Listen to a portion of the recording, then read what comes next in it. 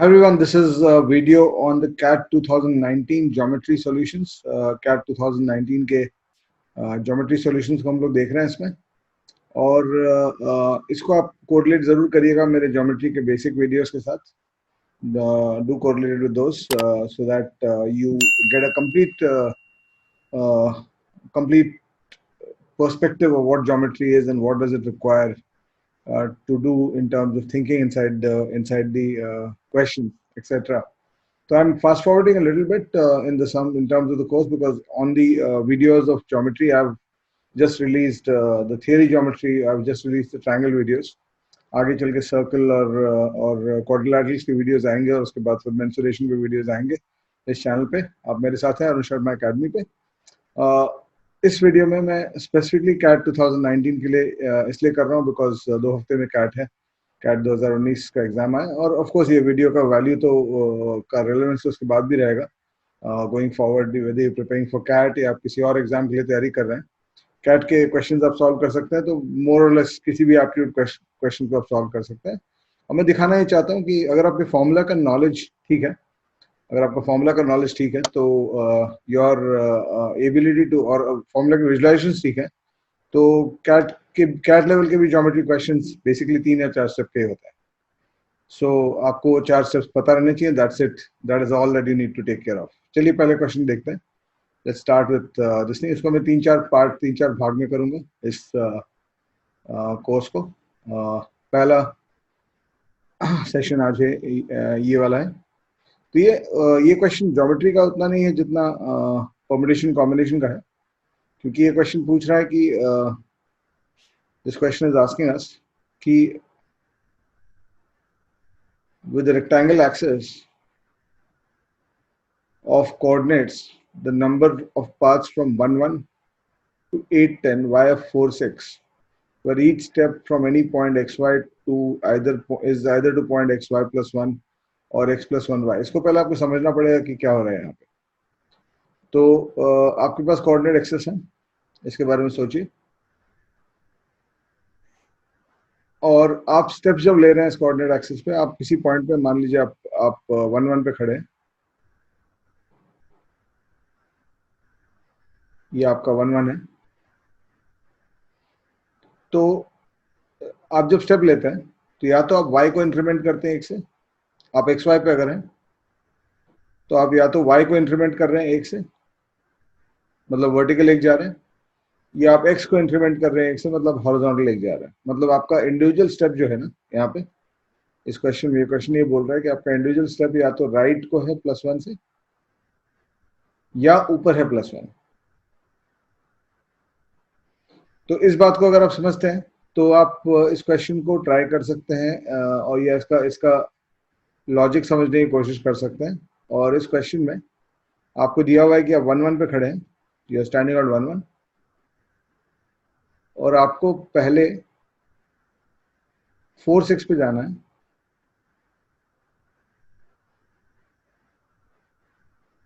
और उसके बाद 4 6 पे पहुंचने के बाद आपको 8 10 पे पहुंचना है. ये मैंने प्रोपोर्शनली ड्रॉ नहीं किया है, लेकिन इसका बेसिक लॉजिक बहुत सिंपल होता है. आपको 4 6 जाने के लिए 3 बार राइट जाना पड़ेगा और 5 बार वर्टिकल ऊपर जाना पड़ेगा, अप जाना पड़ेगा. तो एक्चुअली जैसे मैंने कहा ये ज्योमेट्री या कोऑर्डिनेट ज्योमेट्री में का दिखता है क्वेश्चन, लेकिन ये ज्यादा परम्यूटेशन कॉम्बिनेशन का क्वेश्चन है. क्योंकि अगर आपको परम्यूटेशन कॉम्बिनेशन में दे दिया जाए कि 3 राइट, आपका जो जर्नी का रूट है वो बेसिकली डिपेंड करेगा कि आप राइट 3 किस ऑर्डर में लेते हैं और अप किस ऑर्डर में लेते हैं. जैसे मान लीजिए ये वाला जो जर्नी है जो मैंने यहाँ लिखा है, ये जर्नी जो है वो RRR U है. मतलब आपने एक बार राइट लिया, फिर दूसरे बार राइट लिया, फिर तीसरे बार राइट लिया और ऊपर लिया 5 बार. So this is 8 journeys, 8 parts of the journey. अगर आप एक आर को और एक यू को रिप्लेस करते हैं इसमें, मान लीजिए आपने ये आर को यहाँ कर दिया, इस आर को आपने यू कर दिया और ये यू को आर कर दिया, तो आपकी जो जर्नी हो जाएगी उन दोनों पॉइंट के बीच में पहले राइट राइट होगी, फिर आप अप जाएंगे, फिर आप राइट जाएंगे, फिर सॉरी फिर आप राइट नहीं जाएंगे, आप राइट राइट जाके आप अप 5 बार जाएंगे और फिर लास्ट में आप राइट जाएंगे, क्योंकि आखिरी राइट आपका यहाँ पे है। तो आप अगेन स्टार्टिंग पॉइंट से एंडिंग पॉइंट पहुंच जाएंगे। तो एसेंशियली इस क्वेश्चन को आपको इस तरह से देखना है कि आपको 3 R और 5 U को अरेंज करने के कितने रास्ते हैं, और वो आप परम्यूटेशन कॉम्बिनेशन से 8 factorial divide by 5 factorial two 3 factorial से कर सकते हैं। तो आपको 1 1 से 4 6 जाने का इतना रास्ता हो गया, जो कि 8C5 भी 8C3 भी होता है, और 8C3 का जो वैल्यू है 8 into 7 into 6 upon 3 into 2 into 1, तो 8C3 का वैल्यू जो है 56 है। तो आपको 1 1 से 4 6 जाने का रास्ते 56 है, और जब आप 4 6 से 8 10 जाना चाहते हैं तो आप राइट 4 बार जाएंगे, क्योंकि 4 से 8 पहुंचना है, और अप 4 बार जाएंगे, क्योंकि 6 से 10 पहुंचना है। तो 4 राइट्स एंड 4 अप्स आप जाने वाले हैं। तो जब ये केस आपको मिलेगा, 4 राइट्स और 4 अप्स करना है आपको, तो आप एसेंशली 4 R और 4 U को अरेंज करना चाहते हैं, जिसका mathematical logic 8 factorial divided by 4 factorial into 4 factorial. ये वही फॉर्मूला यूज हो रहा है जहाँ पे आपको, जैसे आपको अगर ये क्वेश्चन करना था कि दिल्ली के लेटर्स को आप कितने तरह से अरेंज कर सकते हैं, दिल्ली के वर्ड के लेटर से आप कितने कितने वर्ड्स बना सकते हैं। तो यहाँ पे हम लोग 5 factorial divide by 2 factorial divide by 2 factorial करते हैं, क्योंकि 2L और 2I है। थोड़ा सा कॉम्बिनेशन आपको जानना पड़ेगा इस क्वेश्चन के लिए। मैं अलग से इसका थियरी भी बना दूंगा आपके लिए बाद में। तो 8 factorial divide by 4 factorial two 4 factorial आप करिएगा, तो ये बेसिकली 87654 अपॉन 4321, 8765 अपॉन 4321। तो 4 और 2 कैंसिल हो जाएगा, और 3 इसको कैंसिल करेगा, तो ये 2 हो जाएगा, सो 70। तो ये 4 6 से 8 10 जाने के 70 रास्ते हैं। तो 56 इंटू 70 आपका इसका आंसर होगा।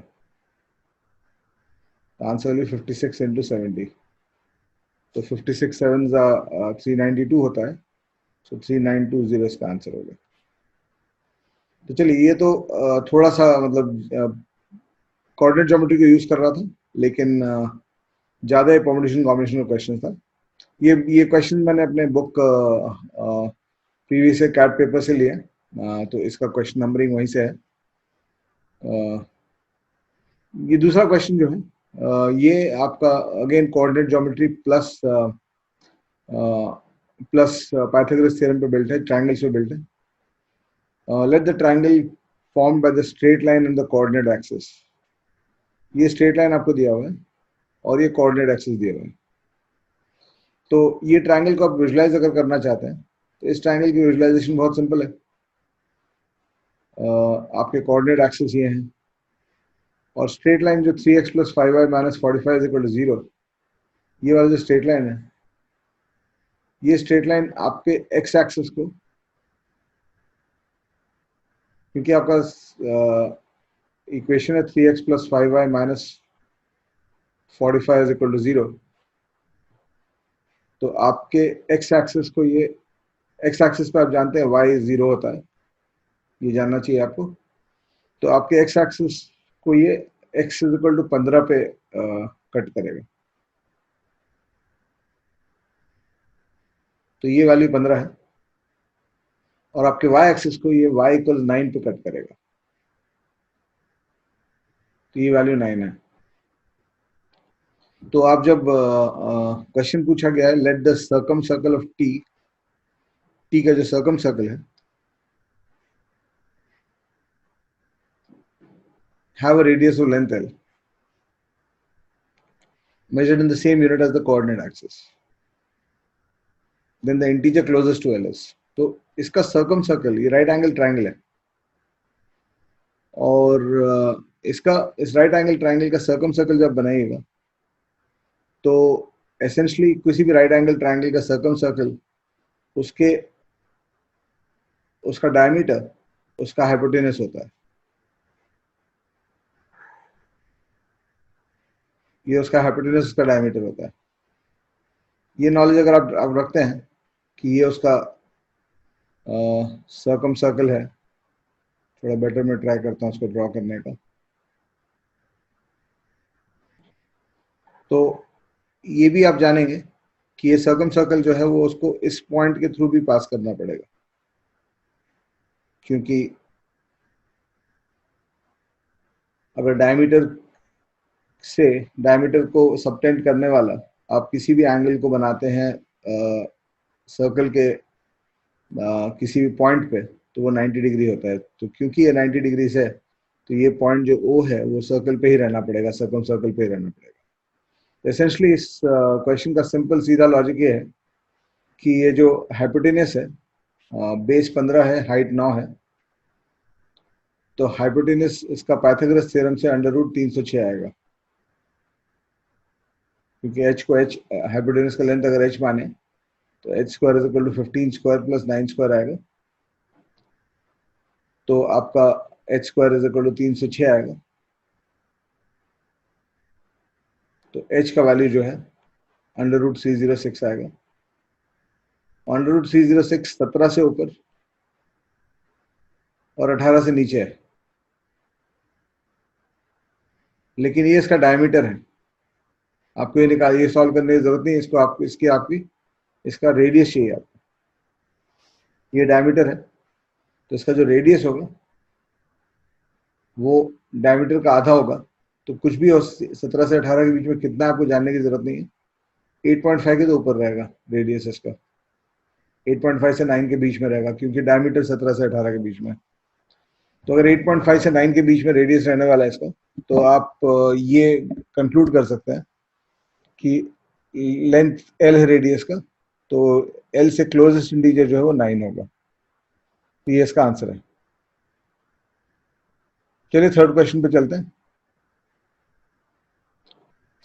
इन a circle of radius 11 centimetre, circle और ट्रायंगल सबसे ज्यादा प्यारे हैं मोस्ट कॉम्पिटिटिव एग्जाम्स में। कॉम्पिटिटिव एग्जाम के जो सवाल सेट करते हैं लोग, उनको सबसे ज्यादा सर्कल्स और ट्रायंगल्स पे भरोसा होता है या उस पर क्वेश्चन पूछते हैं। In a circle of radius 11 centimetre C D is a diameter.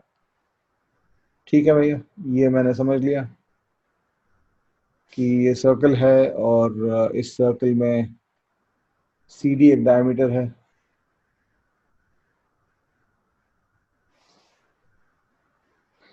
ठीक है ना, सी डी एक डायमीटर है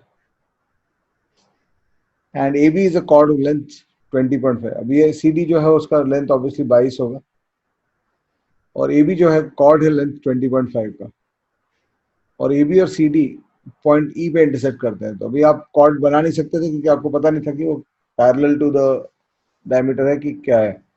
तो जब आपको ये दिया गया कि A B and C D intersected point E inside the circle, तो इसका मतलब ये है कि ये अगर अब मैं एक रेडियस लूँ, ये एक कॉर्ड लूँ जिसको मैं ए बी कहूँ,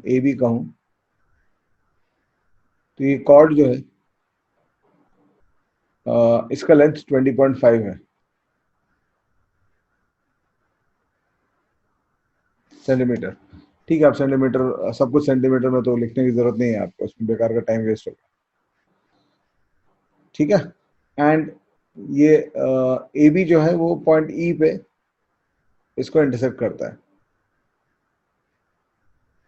and C has a length of 7। उल्टा बना दिया मैंने, चलिए ठीक है, उससे फर्क नहीं पड़ेगा। सी का लेंथ 7 है और ऑब्वियसली ई डी का लेंथ फिर 15 होगा। दिखने में उल्टा दिख रहा है बट चलिए ठीक है, that doesn't matter. So then difference of length B and A, तो हम लोग को इसका और इसका लेंथ का डिफरेंस चाहिए। बी और ए ये है इसका लेंथ और बी का लेंथ। इनका डिफरेंस चाहिए हमको। तो एसेंशली देखिए, जब आप कोई भी क्वेश्चन सॉल्व करते हैं ज्योमेट्री में, तो आपको ये सोचना पड़ता है कि फिगर कौन सा है। तो फिगर तो यहाँ सर्कल है।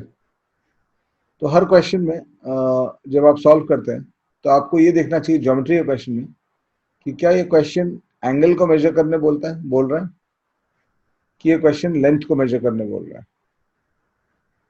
और अपने माइंड में आप अपने फॉर्मूलेस को हर हर हर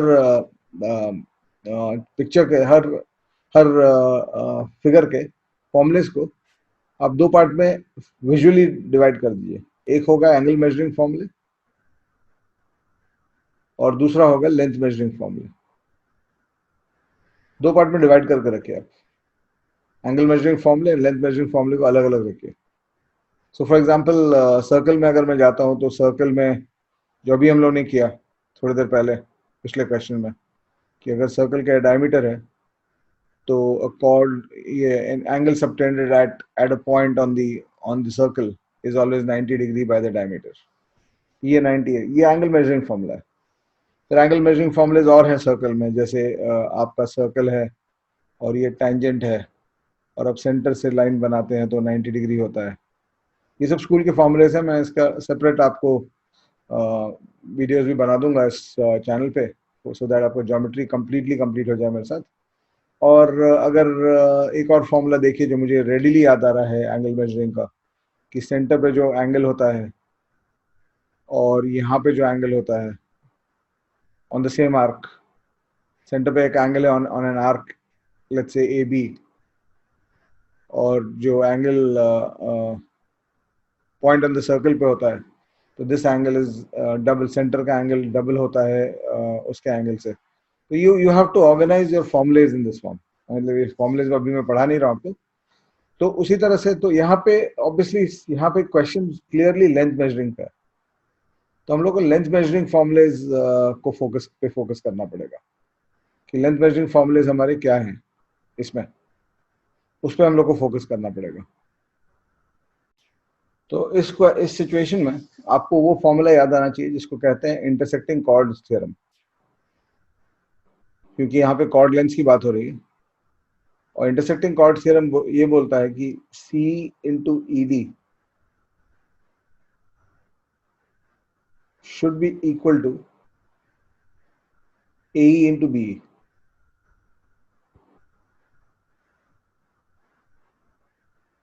तो मान लीजिए आप A का वैल्यू x ले लेते हैं और B का वैल्यू y ले लेते हैं, तो C और ED तो आपको पता है, C 5 है और ED 15 है, तो 7 into 15 should be equal to x into Y. और इस चीज को जब आप देखोगे, तो x इंटू वाई का वैल्यू 105 आना चाहिए। और x प्लस वाई, आपके पास दो इक्वेशन है x के लिए, x इंटू वाई इज 105, और दूसरा इक्वेशन आपके पास है x प्लस वाई जो है दैट इज इक्वल टू 20.5। तो इसको आप साइमल्टेनियसली भी सॉल्व कर सकते हैं, क्वाड्रेटिक इक्वेशन आएगा, या फिर आप स्ट्रेट अवे विजुलाइज कर सकते हैं कि ये 10 इंटू 10.5 पे ही होगा। एक लेंथ को 10 लीजिएगा, दूसरे को 10.5 लीजिएगा, तो आपका प्रोडक्ट भी 105 आ जाएगा और एडिशन भी 20.5 आ जाएगा, विच मीन्स कि जो क्वेश्चन पूछा है difference between the lengths of B and E, that means X minus Y का वैल्यू पूछा है, डिफरेंस एक्स माइनस वाई का मॉड वैल्यू पूछा है, तो डिफरेंस 0.5 आएगा इसका। So this question depended, the hinge on this in this question was this formula, कि आपको इंटरसेक्टिंग कॉर्ड्स का फॉर्मूला याद है कि नहीं, इंटरसेक्टिंग कॉर्ड्स के लेंथ का। चलिए चौथे क्वेश्चन को देखते हैं, अगले क्वेश्चन को देखते हैं। AB is a circle of diameter, say AB is a circle of radius 5 centimeters, ठीक है।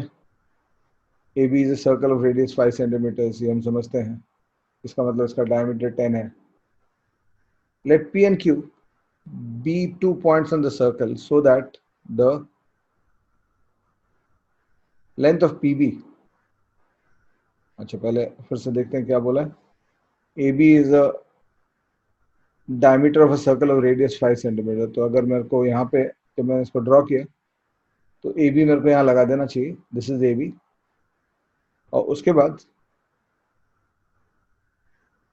let P and Q be 2 points on the circle so that the length of PB, P and Q be 2 points on the circle so that the length of PB is 6 centimeters. तो ये जो है वो 6 centimetre दिया हुआ है आपको, और रेडियस 10 दिया हुआ है आपको, and the length of AP is twice that of AQ. तो अगेन ये पिक्चर कुछ और दिखा रहा है, बट चलिए मान के चलते हैं कि ये ठीक है हमारे लोग का। तो AP का लेंथ 6 और 10 जब आपको मिल गया और ये 90 डिग्री आपको पता है, तो पाइथागोरस से आप पाइथागोरस ट्रिपलेट से 6 और 10 बना सकते हैं। और ये बोला है कि ये लेंथ जो AP का है वो डबल है AQ से, है ना। तो AP का लेंथ AQ के लेंथ से डबल है, तो इसका मतलब ये है कि AP का लेंथ अगर 8 है तो AQ का लेंथ 4 है। वही काम है ना कि पिक्चर उल्टा बना दिया मैंने, but that's okay, you can't keep changing that in the exam. तो AQ का लेंथ 8 है क्योंकि क्वेश्चन में लिखा हुआ है कि AP का लेंथ AQ के लेंथ से डबल है। The length of AP is twice that of AQ। तो ये 4 हो जाएगा, और ये तो 10 ही है। क्वेश्चन बड़ा सिंपल है, पूछ रहा है आपको QB का लेंथ, QB का लेंथ पूछ रहा है सवाल। तो ये भी 90 डिग्रीज है आपका यहाँ पे। तो QB का जो लेंथ है क्लोजेस्ट नियरेस्ट पूछ रहा है, तो QB का लेंथ 10 स्क्वायर पाइथागोरस थ्योरम से 10 square minus 4 square is equal to QB square, मतलब QB square plus AQ square is equal to 10 square. तो उसका एक स्टेप आगे लिख दिया मैंने। तो QB का जो वैल्यू है वो √84 आएगा।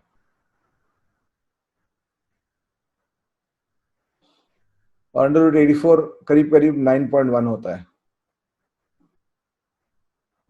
तो इसलिए इसका आंसर 9.3 थोड़ा ज्यादा हो जाएगा √84 के लिए। 9.1 will be the correct closer answer to this. 7.5 और 7.8 को तो आप ऐसे ही डिलीट कर सकते हैं, 8.5 और 7.8 को तो आप ऐसे ही डिलीट कर सकते हैं। इन दोनों के बीच में आपको जजमेंट लेना पड़ेगा कि कौन सा वैल्यू है। एक स्क्वायर रूट निकालने का रास्ता होता है जिसमें आप अप्रोक्सीमेट निकाल सकते हैं, उसको मैं आपको एक दूसरे वीडियो में बताऊंगा फिर से। वो आप यूज कर सकते हो, नहीं तो फिर आपको यहाँ थोड़ा सा कैलकुलेशन करना पड़ेगा। कैलकुलेशंस की मैं कोर्स लाऊंगा, उसमें मैं स्क्वायर रूट निकालने का रास्ता बताऊंगा। Otherwise this will work for you. तो 9.1 आपका आंसर आएगा इसमें। ठीक है, चलिए नेक्स्ट क्वेश्चन। ये एरिया एनक्लोज वाला क्वेश्चन है, तो ये भी कोऑर्डिनेट ज्योमेट्री और फंक्शंस और इसका मिक्स्ड है। कोऑर्डिनेट ज्योमेट्री, फंक्शंस और ज्योमेट्री का मिक्स है इसमें। तो पहला स्टेटमेंट इसमें बोल रहा है late S be the set of points xy in the xy plane such that mod x plus mod y is less than equal to 2। तो आपको कोऑर्डिनेट ज्योमेट्री में ये पता रहना चाहिए, या इसमें आपको ये दिखना चाहिए कि जब आप इस इक्वेशन को पढ़ते हैं, इसको मैं थोड़ा सा विस्तार में एक्सप्लेन कर देता हूँ डिटेल में, कि mod x plus mod y is equal to 2 को जब आप पढ़ते हैं तो ये इसके कुछ पॉइंट्स आप अपने माइंड में नोट कर सकते हैं कि ये जो पॉइंट है ये 0,2 होगा इसमें, ये जो पॉइंट है ये 2,0 होगा, ये जो पॉइंट है ये 0,-2 होगा, और ये जो पॉइंट है वो -2,0 होगा। इन चारों पे mod x plus mod y 0 ही होगा। और बीच में यहाँ पे जैसे 1,1 जो पॉइंट है x और y वाला, या even if you look at the point 0.1 and 1.9, तो ये सब points mod x plus mod y equals 2 को सेटिस्फाई करेंगे। तो इसलिए बेसिकली व्हाट यू रियलाइज यहाँ पे कि ये जो बीच में कनेक्शंस है mod x plus mod y equals 2 का, ये हमेशा ये बीच वाले जो कनेक्शंस हैं ये स्ट्रेट लाइंस हैं, और ये एक स्क्वायर है जिससे आप जो आप बना पा रहे हैं इसमें। तो mod x plus mod y less than equal to 2 में पॉइंट्स जो हैं वो सब अंदर वाले पॉइंट सब आ जाएंगे, इस स्क्वायर के अंदर वाले सब पॉइंट्स इसके mod X plus mod Y less than 2 आएंगे, less than equal to 2, equal to 2 आपका इस साइड्स पे होगा। इसके बाहर जाइएगा तो ग्रेटर देन 2 हो जाएगा। जैसे यहाँ पे अगर आप एक पॉइंट 30 लीजिएगा तो आप देख सकते हैं कि mod X plus mod Y 2 से बड़ा हो जाएगा। तो इसके अंदर के पूरे पॉइंट्स आपके इस ग्राफ में है। और mod X greater than equal to 1 जो है, दूसरा ग्राफ जो आपका है, mod X greater than equal to 1, ये वाला, वो जो ग्राफ है वो x इक्वल्स 1 से वर्टिकली ऊपर और नीचे जाता है इनफाइनेटली। और लेफ्ट हैंड साइड पे थर्ड क्वाड्रेंट, सेकंड और थर्ड क्वाड्रेंट में यही ग्राफ -1 से ऊपर और नीचे चलता है।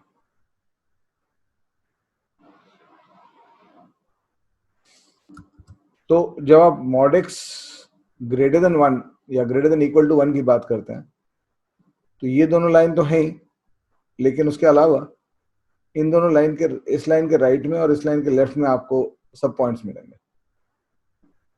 तो जब आप area enclose by these two graphs बात कर रहे हैं तो एरिया एनक्लोज बेसिकली ये वाला एरिया हो जाएगा। यहाँ पे ये ट्रायंगल आपको दिख रहा है और यहाँ पे ये ट्रायंगल दिख रहा है, ये दोनों ट्रायंगल आपके एरिया एनक्लोज हो जाएंगे। और इस ट्रायंगल का अगर आप बेस देखिएगा तो बेस 2 है, क्योंकि ये +1 हाइट से -1 हाइट तक जा रहा है, बेस 2 है। और इसका हाइट जो है वो 1 है। और ट्रायंगल का हम लोग जानते हैं हाफ बेस इंटू हाइट इसका एरिया होता है, तो 1/2 इंटू 2 इंटू 1, तो आपका टोटल एरिया इसका 1 होगा। और इस तरफ भी आप देखिएगा तो इसका एरिया भी 1 ही होगा। तो एरिया एनक्लोज करने के लिए आपको दोनों एरिया को ऐड करना पड़ेगा, आप सिर्फ एक पे नहीं कर सकते हैं। तो 1 + 1 अगर आप करिएगा तो 2 इसका आंसर आएगा। ठीक है, एक लास्ट क्वेश्चन करते हैं इस वीडियो के लिए, उसके बाद मैं आपको ब्रेक लेके सेकेंड पार्ट में इसके बाकी क्वेश्चंस दिखाऊंगा। Corners are cut off from an equilateral triangle, equilateral triangle से कॉर्नर्स को कट कर दिया गया है to produce regular hexagon H. तो इस पिक्चर को पहले आपको विजुलाइज करना पड़ेगा। ये इक्विलैटरल ट्रायंगल है आपका, ऑलमोस्ट, थोड़ा बेस बड़ा हो गया, तो चलिए इसको इस फॉर्म में करते हैं। मोर और लेस ये सही हो गया। अब ये इक्विलैटरल ट्रायंगल है, इसके ट्रायंगल जो आप कट, इसके कॉर्नर्स कट करिएगा और आपको अगर एक रेगुलर हेक्सागन बनाना है,